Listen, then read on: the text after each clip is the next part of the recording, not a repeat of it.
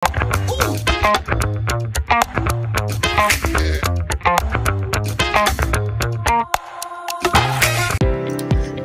na araw mga kapintura.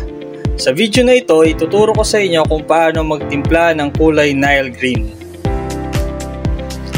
Kailangan natin ay QDE Emerald Green, Black, Cat Yellow, at White.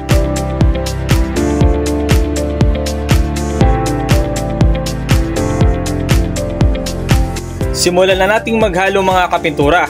Sa kulay na ito, yung pinaka-base color natin or pinakamaraming kulay ay Emerald Green. Ayan.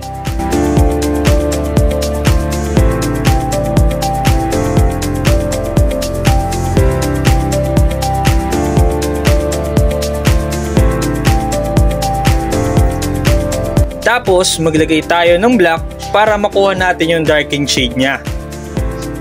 Konti lang mga kapintura.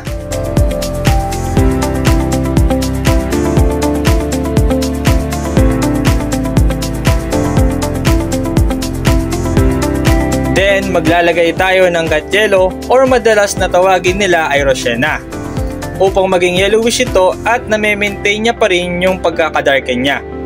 Kasi kung yellow yung gagamitin natin, masyadong titingkad ito. Then, maglalagay tayo ng white para mag-light ito ng kaunti.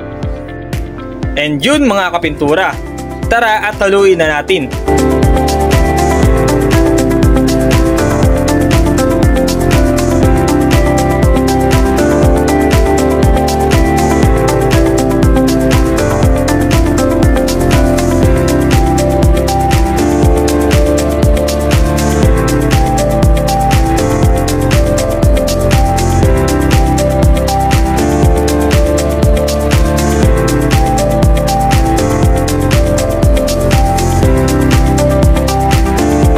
Yan mga kapintura yung finished product.